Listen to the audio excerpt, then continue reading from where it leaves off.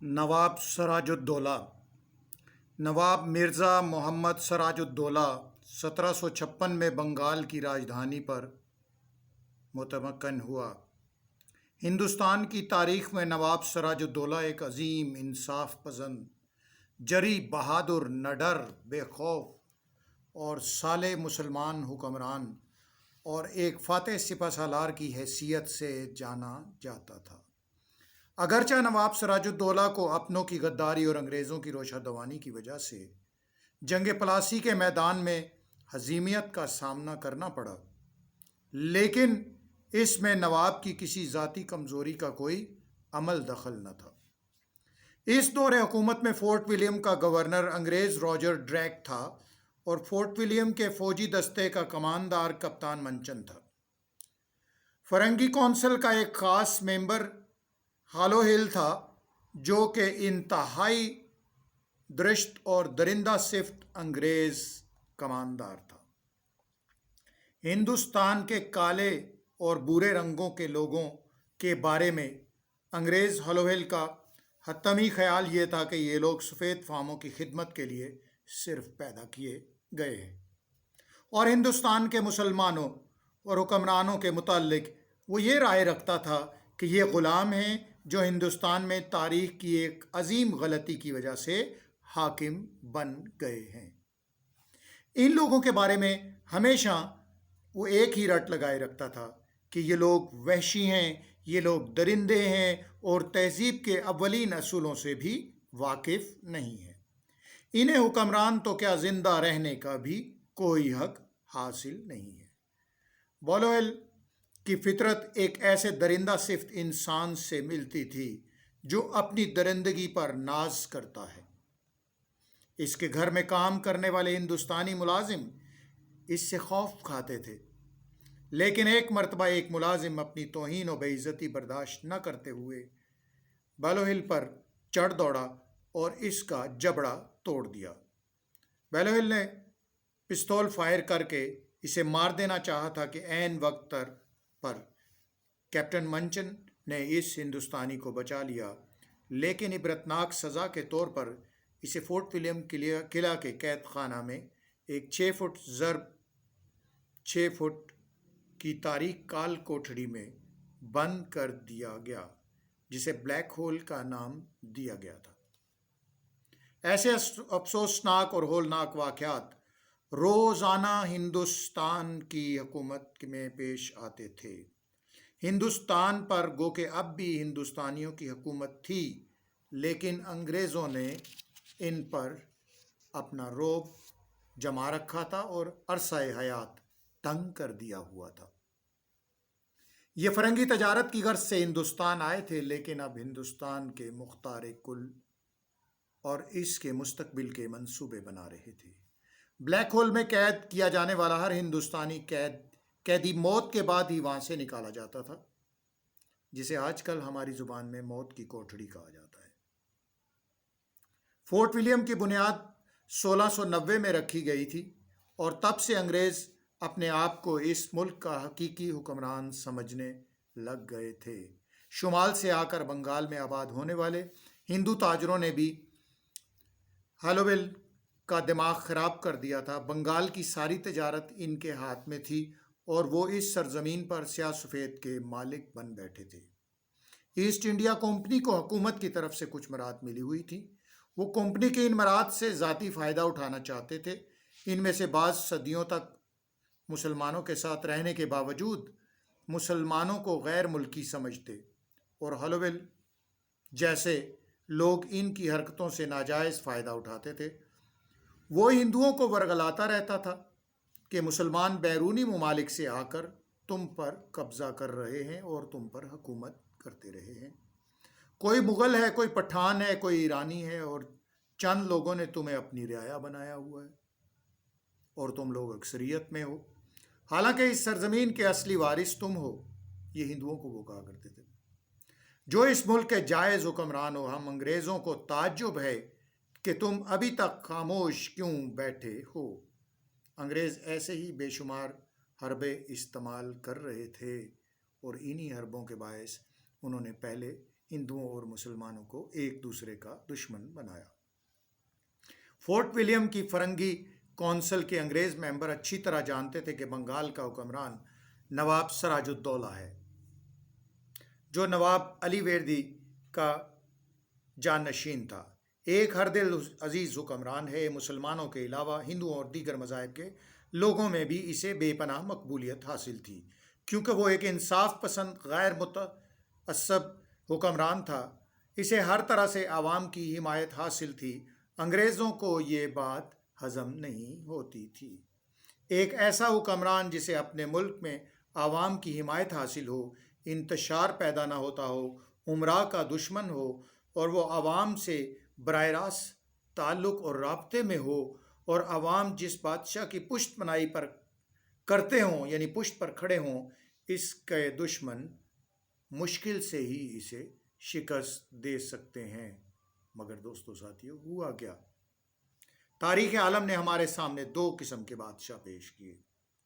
ایک تو وہ جن کی بادشاہت کا دار و مدار امراء کی وفاداری پر ہے۔ عوام ایسے بادشاہوں سے خوش نہیں ہوتے، کیونکہ لوٹ کھسوٹ عوام کا استحصال کرنے والے امراء سے انہیں نفرت ہوتی ہے۔ دوسری قسم کے بادشاہ وہ ہیں جو عوام کے دلوں پر راج کرتے ہیں، لیکن امراء ایسے حکمرانوں کو پسند نہیں کرتے، یعنی امیر طبقہ اشرافیہ ایسے حکمرانوں کو پسند نہیں کرتے جو غریب عوام کے بنیادی حقوقوں کو اور ان کا خیال رکھتے ہیں۔ ان کی عوام دوستی امیر لوگوں کو غصہ دلاتی ہے اور اس بات کی اجازت نہیں دیتی کہ حاکم غربا سے محبت کرے۔ نواب سراج الدولہ کے بارے میں بلا شبہ شک و شبہ کہا جا سکتا ہے کہ وہ دوسری قسم کا یعنی عوام دوست حکمران تھا، اسی لیے اسے غداری کا زخم بھی سہنا پڑا۔ امراء اسے نواب علی وردی خان کے بعد بنگال، بہار اور اڈیشہ کے زرخیز اور دولت مند علاقوں کا حاکم تسلیم کرنے پر تیار نہ ہوئے، لیکن سراج الدولہ جب تک زندہ رہا ایک عوام دوست حکمران کے طور پر زندہ رہا۔ وہ عوام کی حالت کو بہتر بنانے کی ہر ممکن کوشش کرتا رہا۔ نتیجے میں لوٹ کھسوٹ کا بازار گرم نہ کر سکا اور لٹیروں کو موقع نہ ملا۔ امراء سمجھتے تھے، جو لٹیرے اور اشرافیہ تھے، کہ نواب سراج الدولہ کے دور حکومت میں وہ اپنی دولت میں جلدی سے اضافہ نہیں کر سکتے۔ نواب سراج الدولہ کی عظمت کا اندازہ اس بات سے لگایا جا سکتا ہے کہ جب نواب علی وردی خان بستر علالت پر تھا تو انگریز اس خوف سے تھر تھر کانپتے تھے کہ نواب علی وردی خان کی موت کے بعد ایک ایسا شخص بنگال کا حاکم بننے والا تھا جو نہ تو دولت سے خریدا جا سکتا تھا اور نہ رشوت کے بل بوتے پر عوام کو اس کے خلاف بغاوت پر بھڑکایا جا سکتا تھا۔ جو قوم اس کی ڈوبتی ہوئی ناؤ بچانے کے لیے بروقت قوم کے لیے یہ شخص نمودار ہوا تھا۔ ملک کا استحکام اور امن کی بحالی جس کی حکمت عملی کا جزو لا ینفک تھا۔ سراج الدولہ ابھی بنگال کی حکمرانی پر فائز نہیں ہوا تھا کہ انگریز اس کے خوف سے قبل از وقت ہی اس کے خلاف سازشوں میں مصروف ہو گئے۔ گورنر راجر ڈریک کے حکم پر بالوہل نے نواب شوکت جنگ کو ایک خفیہ خط لکھا کہ وہ علی وردی خان کے موت کے فوراً بعد نواب سراج الدولہ کے خلاف علم بغاوت بلند کر دے اور اپنا کوئی خاص و معتبر نمائندہ ہندوستان کے نام و نہاد بادشاہ کے پاس دلی بھیج دے اور دلی سے اپنے اعلان کی تصدیق اور توثیق کرانے کے بعد بنگال کا صوبے دار بن جائے۔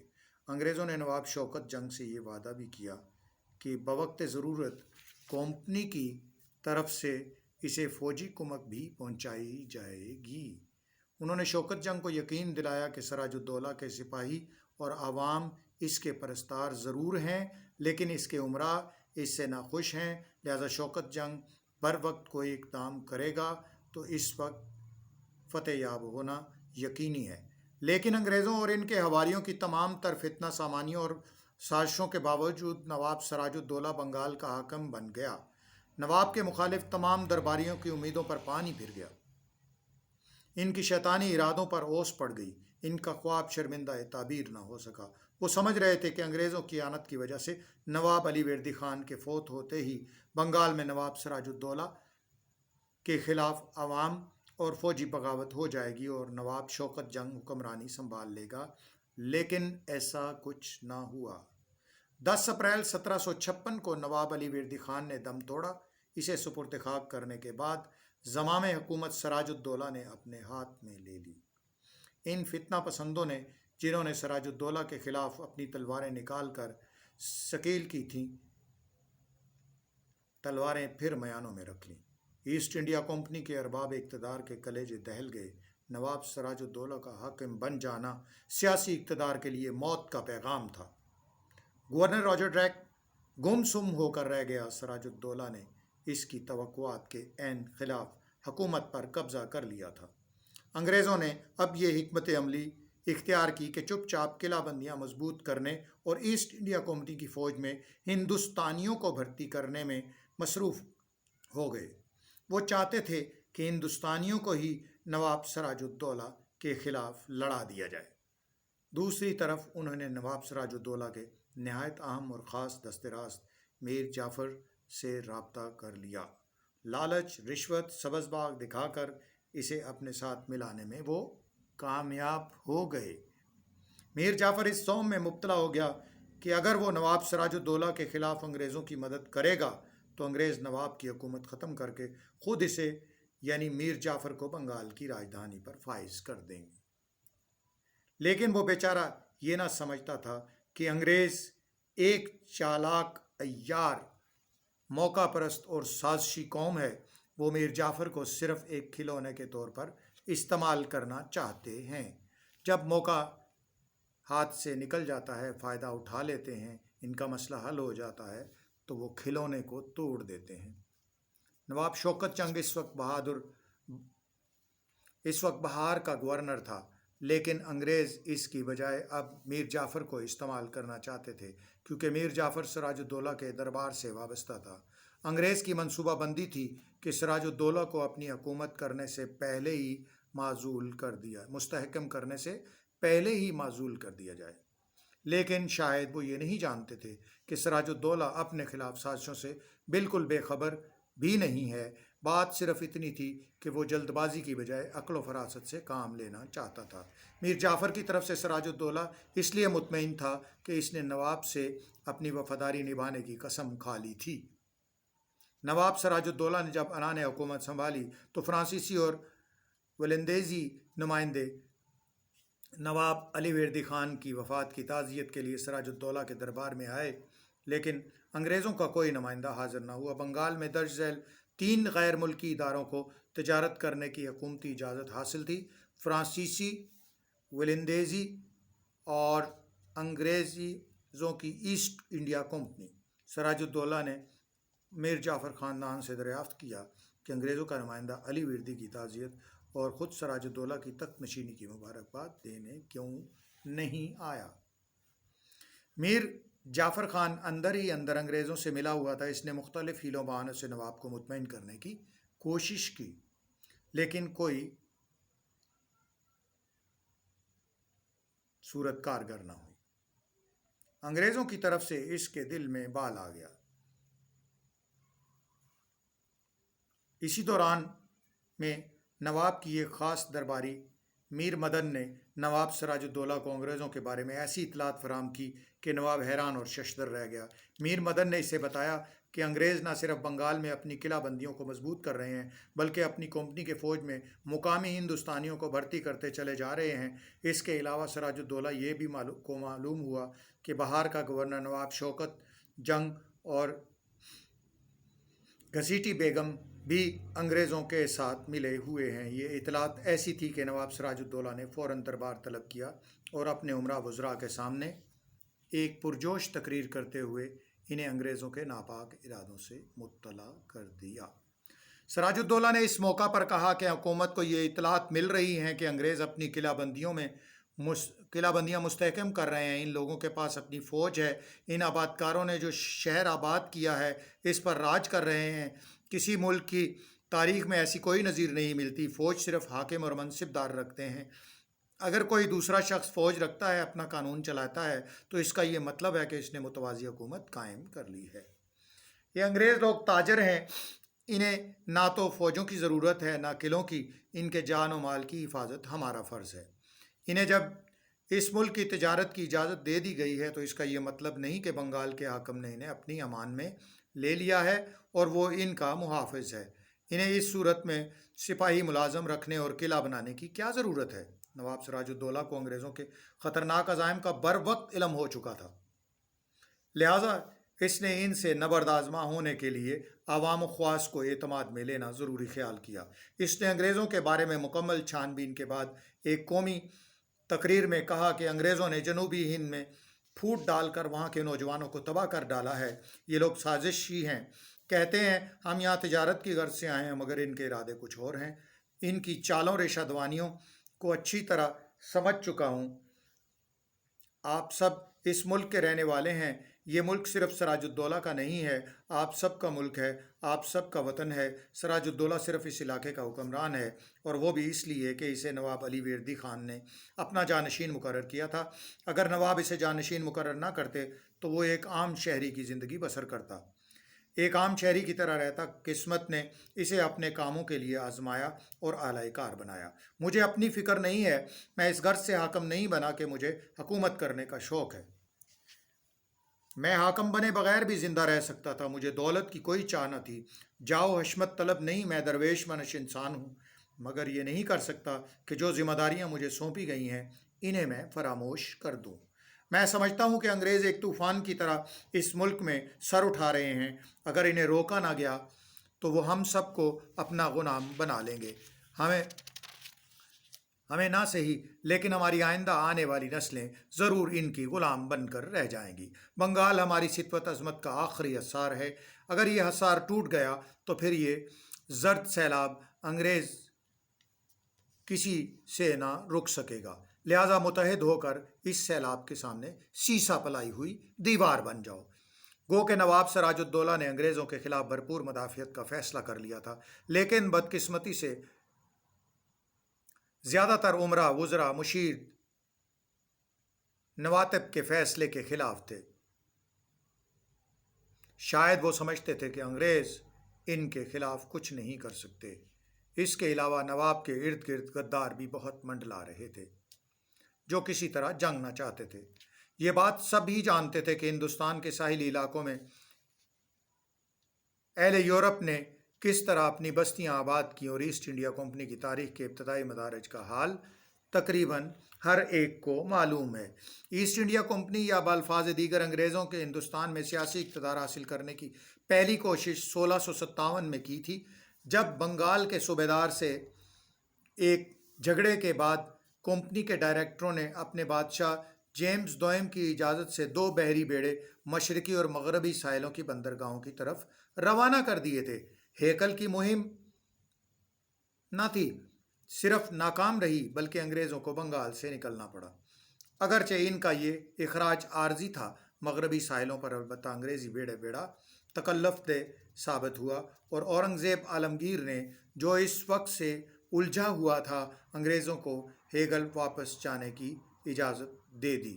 اس کے بعد ہی جاب چورنگ نے کلکتہ شہر کی بنیاد ڈالی، اور تھوڑے ہی عرصے کے بعد فورٹ ولیم کا مضبوط قلعہ تعمیر کر لیا گیا۔ اب انگریز سیاسی اقتدار کا خیال چھوڑ کر روپیہ بٹورنے میں مصروف ہو گیا۔ 1747 میں بنگال کا صوبیدار آزاد ہو گیا۔ وہ برائے نام دلی کی وفاداری کا نام برتا تھا۔ یہاں کا صوبیدار علی وردی خان آزاد تھا۔ علی وردی خان نے، جیسا کہ پہلے لکھا جا چکا ہے، سراج الدولہ کو اپنی زندگی میں جانشین مقرر کر دیا تھا۔ وردی خان محابت جنگ بڑی زبردست شخصیت کا مالک تھا۔ اگر اللہ تعالیٰ اسے کچھ اور زندگی دیتا تو ممکن ہے کہ ہندوستان کی تاریخ کچھ اور ہی ہوتی، اور انگریز یہاں پر آ کر کبھی اپنی حکومت قائم نہ کر سکتے۔ وہ نہایت جری، مدبر اور اعلیٰ پائے کا سیاستدان تھا۔ اس کے عہد حکومت میں پورے صوبہ بنگال میں کامل امن اور چین قائم تھا۔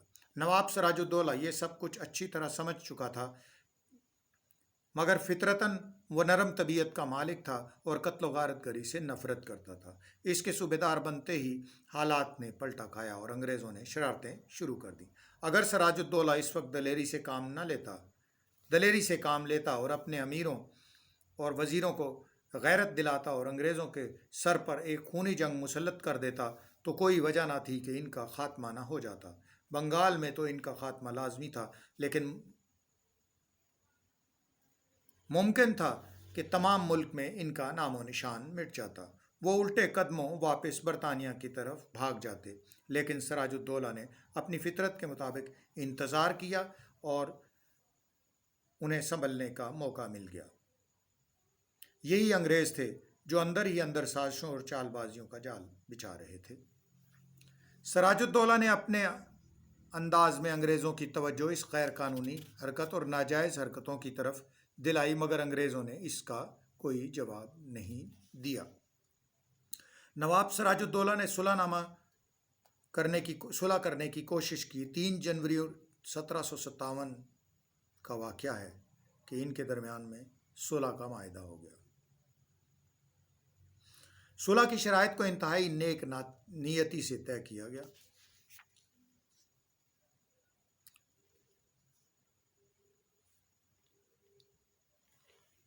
مرشد آباد سے 23 میل کے فاصلے پر پلاسی کے تاریخی میدان میں ایک جنگ لڑی گئی۔ 23 جون 1757 کو یہ جنگ پلاسی شروع ہوئی کہ غدار میر جعفر ایک بڑے فوجی دستے کو لے کر کلائیو سے آ ملا۔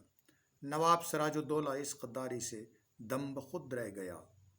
کوئی بھی فوج اس حالت میں دشمن کا مقابلہ نہیں کر سکتی تھی، مگر پھر بھی سراج الدولہ نے ہمت نہیں ہاری اور انگریزوں کا مقابلہ کرتا رہا۔ یہ مقابلہ نہایت زوردار ہوا تھا اور دوران جنگ کوئی یہ نہیں کہہ سکتا تھا کہ فتح کس کی ہوگی، لیکن عین اس وقت جب جنگ عروج پر تھی تو نواب سراج الدولہ کا ایک بہادر جنگجو افسر میر مدن سخت زخمی ہو گیا اور اسے مجبوراً میدان چھوڑنا پڑا۔ اگر میر جعفر غداری نہ کرتا تو قیاس نہیں تھا، بلکہ یقینی امر ہے کہ انگریزوں کو زبردست ناکامی کا منہ دیکھنا پڑتا۔ انگریزوں نے جنگ پلاسی اپنی بہادری اور شجاعت سے نہیں بلکہ خود ہندوستانیوں کی غداری اور فریب سے جیتی تھی۔ جنگ پلاسی کا شمار فیصلہ کن لڑائیوں میں کرنا چاہیے۔ انگریزوں کے ہاتھوں ہندوستان میں مسلمانوں کی یہ پہلی شکست تھی۔ اس سے نہ صرف ہندوستان بلکہ پوری دنیا کی تاریخ بھی بہت گہرا اثر لے چکی تھی اور اس تاریخ پر بہت گہرا اثر پڑا، اور انگریزوں کا تو نو آبادیاتی نظام پوری دنیا میں اس کے بعد جڑیں پکڑتا چلا گیا۔ نواب سراج الدولہ کی شکست پورے ہندوستان کی شکست تھی، کیونکہ اس کے بعد انگریزوں کو اس ملک میں پرزے نکالنے اور کھل کر کھیلنے کا خواب پورا ہوتا دکھائی دینے لگا۔ مغلوں کی حکومت پہلے ہی کمزور ہو چکی تھی۔ غدار میر جعفر بنگال کا حاکم بن گیا تھا، لیکن اسے سلطان دہلی نے حاکم نہیں بنایا تھا، بلکہ اس نے یہ بندوق انگریزوں کے کندھے پر رکھ کر چلائی تھی۔ اسے بنگال کی مسند حکومت پر بٹھانے والا فرنگی لارڈ کلائیو تھا۔ پلاسی کی شکست نے اس ملک میں مزید اقتدار کو ختم کر دیا۔ یہاں میر جعفر خان نے اپنے ہاتھوں سے اپنے ہم وطنوں کے لیے غلامی کی زنجیریں بنائی تھیں، اور یہی وہ زنجیریں تھیں جو بعد ازاں ان کے پاؤں میں نہیں بلکہ ان کی گردنوں میں ڈال دی گئیں۔ نواب سراج الدولہ پلاسی کے میدان میں شکست کے بعد وہاں سے نکل گیا، لیکن کچھ دنوں بعد شاہی محل کے قریب اس بہادر نواب کو میر جعفر کے آدمیوں نے پکڑ لیا، اور کہا جاتا ہے کہ میر جعفر کے لڑکے نے نواب سراج الدولہ کو بری طرح ضرب و شلاگ کر کے موت کے حوالے کر دیا۔ یوں ہندوستان کی تاریخ کا ایک باب تاریکی میں ڈوب گیا۔ ایسے کئی غدار مسلمانوں میں پیدا ہوتے رہے، لیکن ہندوستان میں انگریزوں کو قدم جمانے کا جو موقع ملا وہ صرف اور صرف انہی لوگوں کی وجہ سے ملا، اسی میر جعفر کی وجہ سے ملا۔ اللہ تبارک و تعالی ہم کو، پاکستانیوں کو، مسلمانوں کو اپنے اندر چھپے ہوئے غداروں سے محفوظ رکھے۔ اس سے زیادہ کچھ نہیں کہا جا سکتا۔ وما آخر دعوانا ان الحمد للہ رب العالمین۔